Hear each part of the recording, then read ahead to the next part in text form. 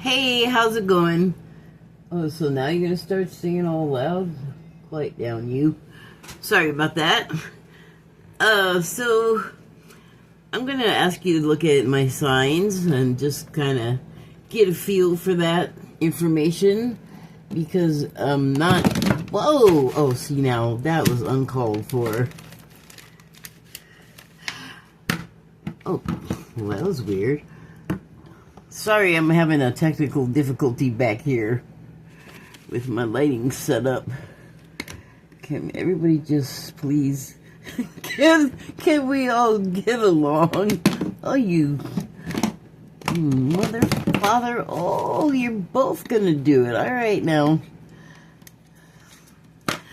All right, this is ridiculous. Give me a minute.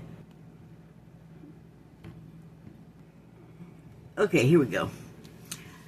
So, today, okay, right, you were gonna look at signs. Whoa, I am so sorry. I hope you took your Dramamine. And it's kind of dark. It's not that dark. You get the idea. So, the last video, now my tripod's trying to mess with me. I was talking about empathy, and you know, there was about a 5-day period between the last video I uploaded and the one before that, like about a week. And that was a time in which I had my iPhone with its completely full onboard storage, like on the phone itself, so I can't really do any long videos. I probably can't do any because now I can't even like take a picture from my gallery and get it to do anything on YouTube. Like, it's just, oh, you have nothing. And I'm like, no, you're so wrong. There's stuff there. And by the way, it goes, the pictures go to like all of the other places, the social platforms that I'm on, mail, like, so I don't know what's up with YouTube. I don't think it's a thing where I'm like in trouble, but I think it's more of a phone malfunction because it just says you have no media, and I'm like, you're high because I can go to the photos and see photos, media there. But yeah, whatever, sometimes the universe says, I don't want you to do that way right now. So now I'm all sidetracked, but so when I was in that period of a week without a phone to upload a video to, and I was just bursting with the need to talk about this empathy thing, I would be thinking about it, and every time I would go, my brain would go to say empathy, humility would jump in there, just horn right in. And I was like, well, okay, I guess you want some attention, but I'm working on this other thing, so I did get that done, but over that period of a week, like, I was writing about it and just thinking about it a lot, just trying to order my mind about what I wanted to say, and I swear, every time I tried to say empathy, write it, my brain would just be, oh, humility, humility, and I'd be like, wait your turn. Sorry. Pardon me. So I did write a piece about it, and I will link it to this video. I'll put it in the description box, and I got some cards. And the tarot now instead of Oracle, which is what I usually use because they're just easier to read, but during that week period, there's all kinds of stuff going on, like astrological, solar, lunar, planetary, like just magnetic, who knows whatever else. They're just, tell me it has not been kind of whacked out lately. Like, you have to have noticed. And I don't mean just like what's happening in the world, like, are you not also experiencing just like bizarre things like happening. Nothing like huge, but like maybe something like going missing. And then like you find it again, even though you like tore up your whole place multiple times and look like when that happens to me, my place gets a little like messy, but it's not like it just takes a minute to clean up and I know like where everything is. But when it comes to that, I always like when it comes to like losing stuff and not losing it, I always put stuff in the same place. Like my keys have a place where they go. The bag the keys are in has a place where it goes. The clothes have, you know, like, it's how you have an orderly place. You know, like everything pretty much has a place. And so when something goes missing, I'm like, it's not in the place. And then I have to, you know, go back and remember everything forever. And then it's like, no, it's not there. It's not in any of the places. No one found it. And, you know, this happens actually to me all the time. But I guess right now, with all of the stuff that I was talking about, the sort of ethereal stuff that's going on, like everybody is being affected on some level, you know. And so I was like,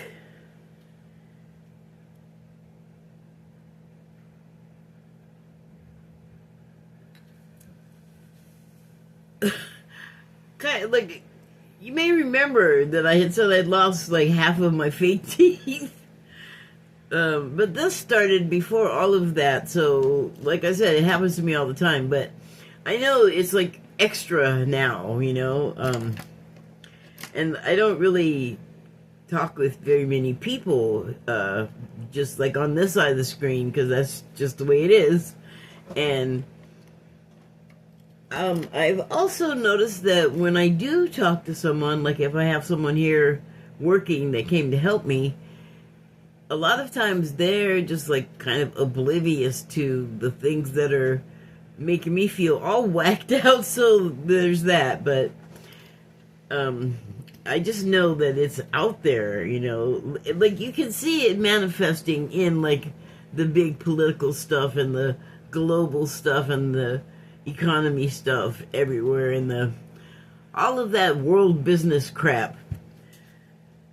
I mean, I guess there is such a thing as a trickle-down effect, but anyway, I don't know where I was going now with all of that talk. Maybe I got a little too friendly with my grass before I started this, but it'll all, you know, work out. So anyway, humility. Like empathy, I feel like it's a feature of unconditional love. Something that, I mean, I aspire to it at least. Why not? And I had looked up the definition because I took all these cards and pulled them. Like I pulled some yesterday. Like I pull some every day, but for this, I pulled some yesterday, and then for whatever reason, I decided I wasn't going to use them, but I got recurring cards yesterday and today. Like I pulled a few times yesterday and got this same card, which was this one. I'll show you in a second. The Seven of Wands, right?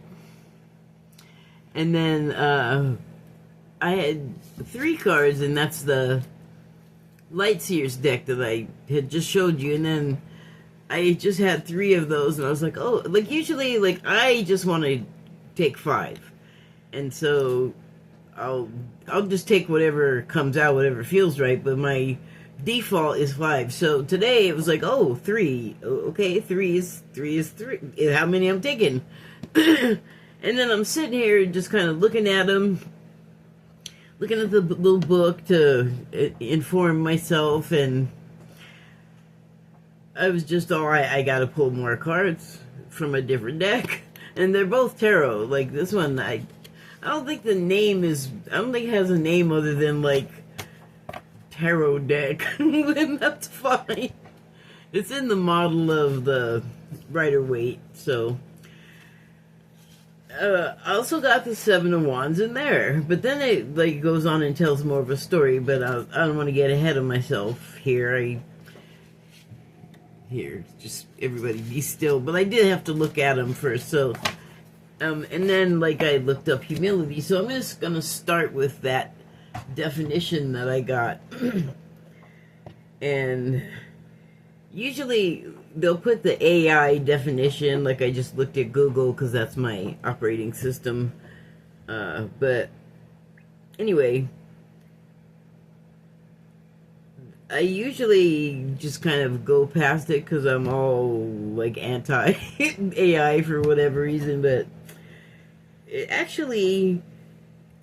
says pretty much the same thing as the Oxford Dictionary definition, which I was partial to because I actually have that edition of the Oxford Dictionary, and that's always been my preference for like study when I was in school compared to the other available dictionaries. But anyway, in this case, I'm going to go ahead and go with what the AI says. So here's a definition.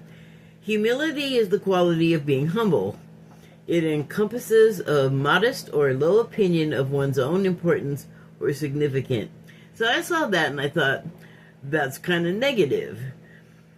I'm going to interject here to talk about a Netflix series, a limited series that I just finished today called Adolescence. And it stars Stephen Graham, and shame on me for not knowing who the rest of the cast are, but I don't think I recognized them at all. So, Stephen Graham. And it's about his child who... Hi. Look at the signs again. Because I'm about to spoil some stuff.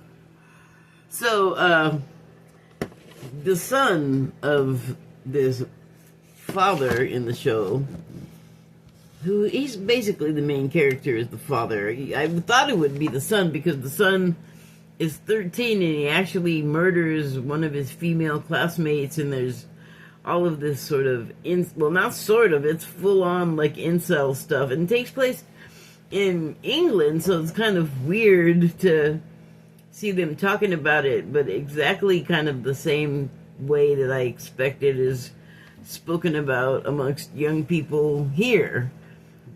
There's a lot of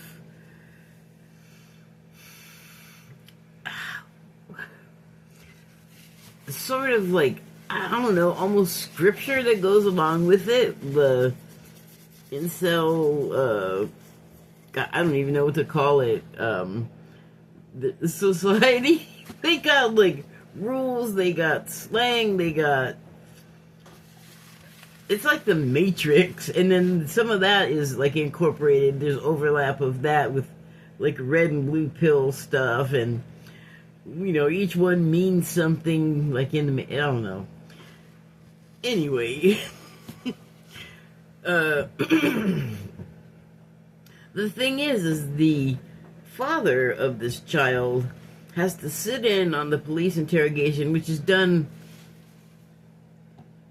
in this show. It wasn't that different from the way you see American police procedurals do it, but usually it feels a lot different. But so this was kind of very similar, and you have this guy who's obviously one of those guys who has a temper. He's like wound really tight, but he's like he's like a nice guy. Like you get along with him, whatever. He's not like violent or anything.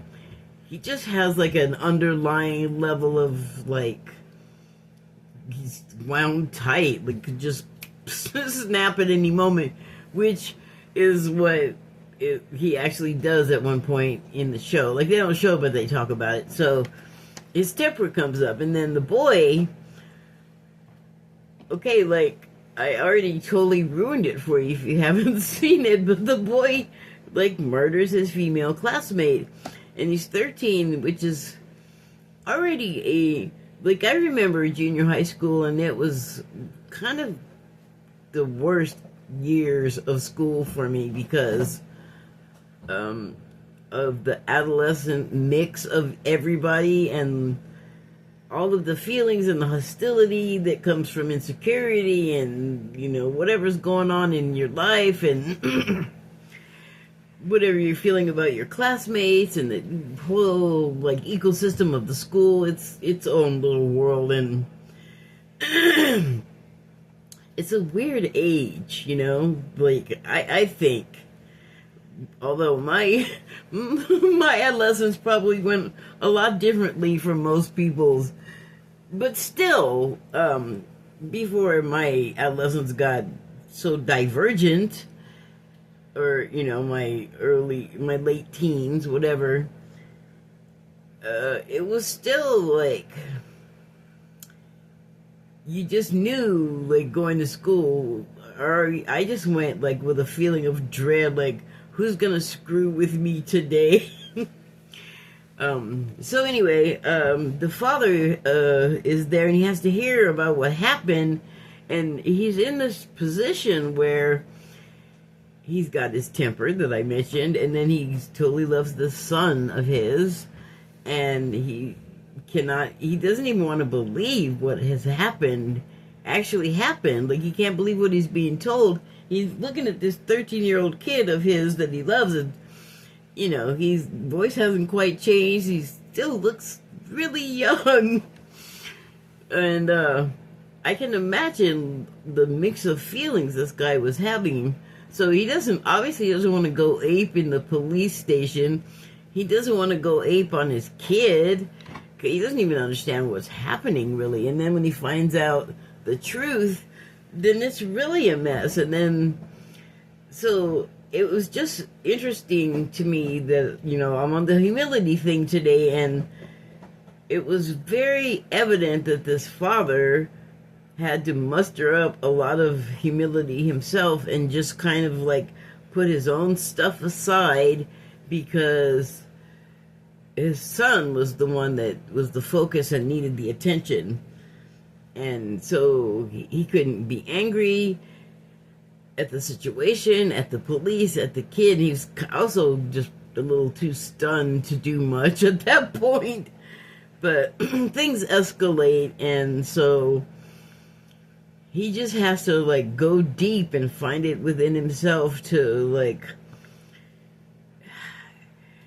There's a lot that happens as a result of this kid doing that affects the family, and it's not positive particularly.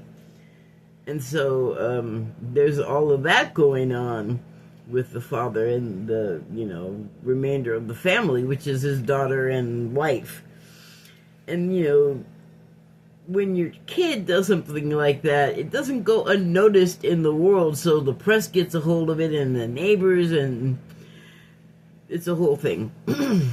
And through it all, this guy's just got to kind of hold it together and not, like, let his ego take over and go rage and kill everybody and everything, because, I mean, things are coming at him. He really, it's interesting because one of the cards I pulled was Temperance, and this, it's an angel on this card, but this card usually has the figure standing with one foot on land and one foot in the water, and it's like, that guy really had to ground himself with, and also there was no getting the other foot out of the emotion in the water and all of the stuff happening.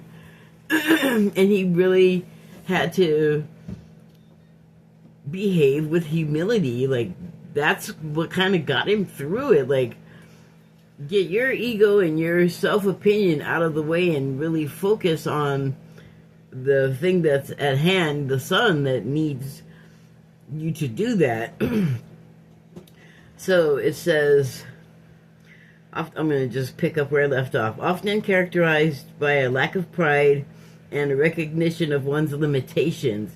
And I think that's important, because that's like a huge ego thing that we cannot, like, we don't even want to look at it. We don't admit that we have those in a lot of cases, and it causes embarrassment and problems. And why do we do it? The ego, man, shut up. Stop steering me wrong.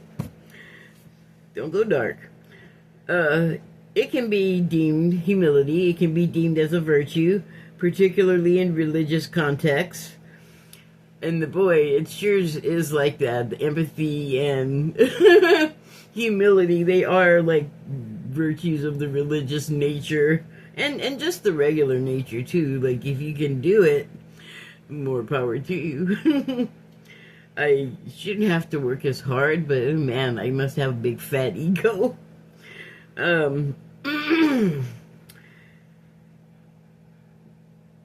Particularly in religious contexts where it involves recognizing one's own unworthiness and submitting to a higher power. You see that unworthiness bit? That's like that religious crap. So like, we're going to keep you in line. We're just going to neg you and make you think that you're powerless and small. But the priests, they're also humans. And God, we're the same. We're the powerful ones.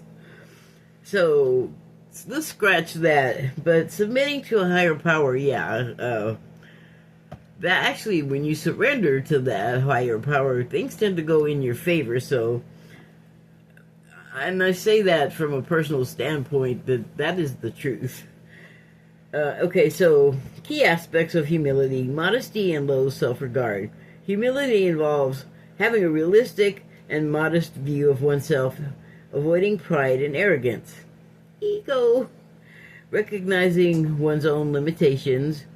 Humility involves acknowledging one's own flaws and shortcomings rather than presenting a false image of perfection. That is something that I feel like as time progresses here, or events happen in succession, we're going to see an emergence of more and more people wanting authenticity, modesty. Like, get your fat ego out of the way. And, like, acknowledging your flaws and shortcomings. Like, don't act like you can do no wrong. There's no one really... Okay, that's too broad a generalization, but many of us we have a hard time doing that, acknowledging that we have flaws and shortcomings, even as we act them out and see the results in our lives. Like, we're just, oh, I didn't do that. I didn't do it. So the next one is respect for others. Humility often manifests in a willingness to listen to and respect the perspective of others, even those who may disagree with one another, or whatever. I would say the same thing I was saying about empathy. We could use that respect for others, because of course, I'm thinking of the case of, like, the left and MAGA, or the left and MAGA and everybody else. When it comes to that, eventually we're all going to have to start talking to each other, and we can't just be disrespecting each other and talking stupid to each other, or nothing will ever get done. So, that can't stand. We're going to move past that, I'm pretty sure. Like, people are just going to get sick of it, like, this is stupid, and stupid people are making stupid stuff happen, so we got to stop it, stupid. And then if we're going to be respectful, we're not going to be doing that, calling people names stuff. But anyway, even those who may disagree with us, we can show them some respect, because they do have their own perspective, which is something I was talking about also yesterday in the other video about empathy. So, submissiveness in a religious context, humility can involve submitting to a higher authority or divine will. That's a finer point that needs more attention, so I'm just gonna pass right over that one. Oh, I know, I said it needs more. Get it yourself. I'm not gonna do it for you this time. I'm not gonna help out on that one. Not seeking attention. Sorry, I skipped one. Openness to learning. A humble individual is more likely to be open to new ideas and willing to learn from others and their mistakes. that kind of thing makes work go a lot easier, and not the other way that, like, the superior hierarchy thing of the status quo that just won't go. Just new plan. So next one is not seeking attention. Humility can involve avoiding self-promotion and not seeking undue attention for oneself. In essence, humility is about having an accurate and balanced view of oneself and one's place in the world while recognizing the value and importance of others. That all is in standing with what I wrote, and if you are interested, you can read it yourself when I link it. And if I forget, you'll have to go to my WordPress and look for some thoughts on empathy. And probably you'll find one also, some thoughts on humility, although I don't know that that's gonna be up today. So, okay, I think I said all of the things I want to say about that. Hold on a second. Let me have my music that I'm not supposed to be having. Oh, it's on. It's just so low I can't even hear it. That makes me sad. Okay.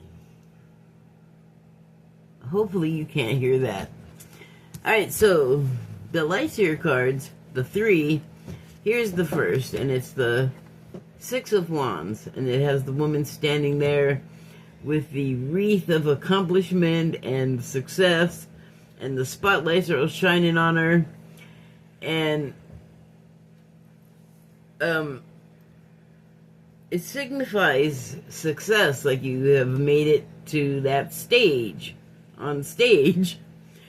But I noted that when I checked the book, I noted on the card, I checked the book, and the book said basically, you accomplished success, you achieved it. Be open to accepting compliments, and that kind of struck a chord with me, because sometimes getting the compliments is so overwhelming. You're just all, no, it was bad, I sucked, get away. And sometimes it was like a performance thing, and for me, and other times it was the getaway part. Like, okay, overwhelming, please stop. So, I can kind of relate to what it was saying in the book, but, moving on. So, 7 of Wands, next card. You made it, you got the success, but what comes with the success is the people trying to knock you off the top. And on this one, I noted no competition. That is something that comes up in my life, and it's like, I won't, like, I'll notice that something is off, but I won't know it for what it is immediately, and then when I finally realize it after some things happen, it's like, oh, it's that competitive thing that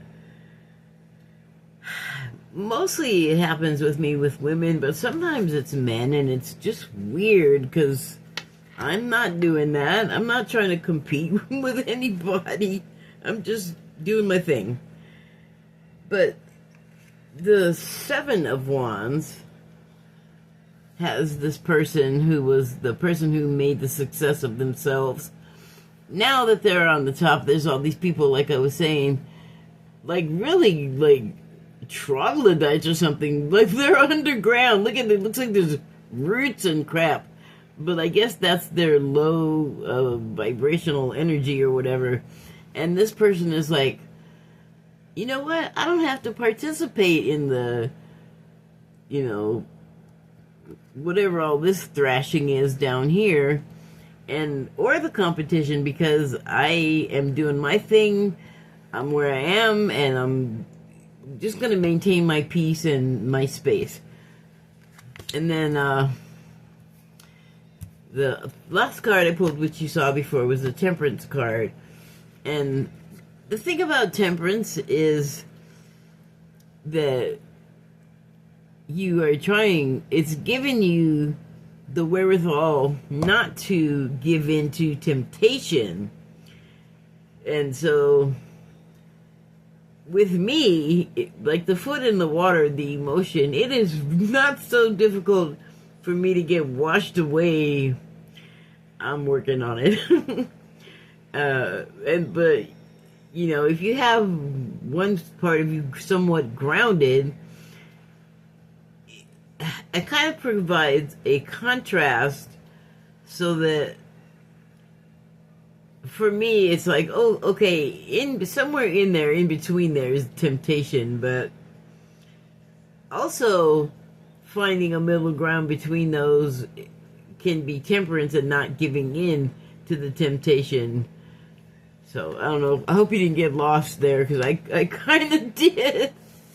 So okay, the other cards I pulled, though, where was the first one? I think I kind of got them out of order. Shoot. Oh, no, I didn't. Okay, so here was the first one. The Seven of Wands again. But this card is different. Like, this guy is not dealing with it so well. The, like, success and being on top. Look at the face. He looks like in complete agony or something. He's just, well, no, he's not quite there, but he doesn't look, hey, look at he's not quite holding it together the way she is. So there's something to that, I feel like. Maybe it's gender related, I don't know. And then the next card, oddly enough, is the Nine of Wands. It skips right over the Eight of Wands, and I was kind of like, well, wait a minute, these are going so nicely and consecutively, what's up with that? So I looked up Eight of Wands, and come here.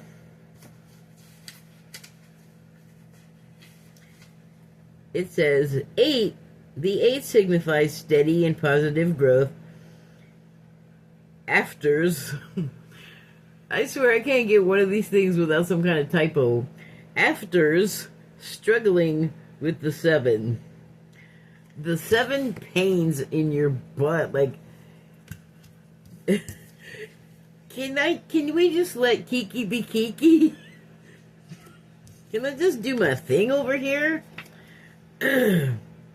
No, you can't. Not with eyes on you. So you gotta temper the whole deal. So, the next card, though, that I actually did pull was the Nine of Wands. And now look at his face. He is like, okay, he's got it under control. He's got, like, everybody else's wand. He's using them to protect himself. But he's like, I have about had it with you people. Look at that face. And he's all beat up. But he's like, I'm going to do it. You're not doing it to me again. Like, this is determination. And it works. The next one I got was I believe it's 5. Where's the other one? Oh, yeah. It's the 5 of Swords. So he, like, the battle's over. Like, you guys get out of here. You know, and look at the people that lost. They, like, threw down their swords. Or, like, just look at them. They're so dejected. This guy came from this guy. Like I said, he was just over it. So he just got rid of all that mess and still, like, on an upward trajectory. The next card was this one's, which is the 6 of Pentacles. And, you know, this signifies, like, moving up in the world. You kind of got yourself in a position of stature, and you can, you know, aid the community. Usually when I see people read these, they talk about these two different individuals that are down on their knees, basically like begging for alms. I'm not like a fan of that particular prostrate, pleading for help, like, yuck. But like, dude, let them stand up, help them stand up, make them, like, there's no need for that. Come on, you already got stuff. But usually they'll say that, like, one is being favored over the other, and then I think, well, maybe they see the red ticket in dude's pocket and think, well, he's gonna go to the track, or he's been to the track. I don't know if I want to give him any money. And I think it's interesting. Like, I noticed it, and I thought that, but I also feel like I'd like, you can probably tell, I don't like the whole, like, imagery of this card, really, but maybe he just hasn't moved his hand over in the direction of the other guy to give him money yet. Either way, this guy has moved out of this sort of violent, obnoxious stage, aggressive stage, and they're, like I said, they've got more stature in the world. And then the last card I pulled was, whoa, the King of Wands. And the King of Wands, for me in this reading, is like the culmination of all of the stages of the wands, you know, and of upward mobility, basically. So let me just quickly read what this book says about the King of Wands. And it says, the king symbolizes long-term success as a leader. He has the same passion as the other cards, like the previous ones, but the maturity and the drive. So everything has sort of culminated into,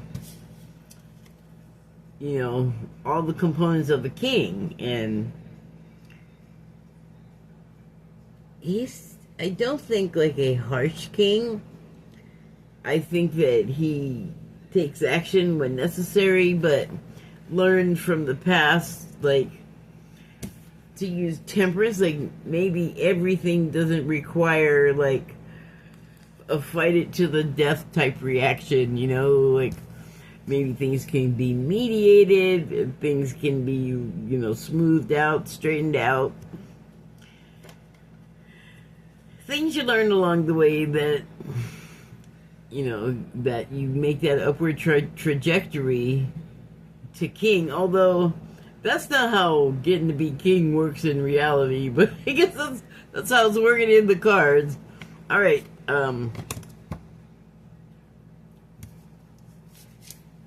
Having learned everything, he's not like all full of himself, like all ego.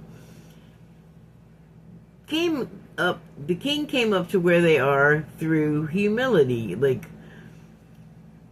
life, you gotta, like, work, right? Like, you're not just getting away with stuff for free.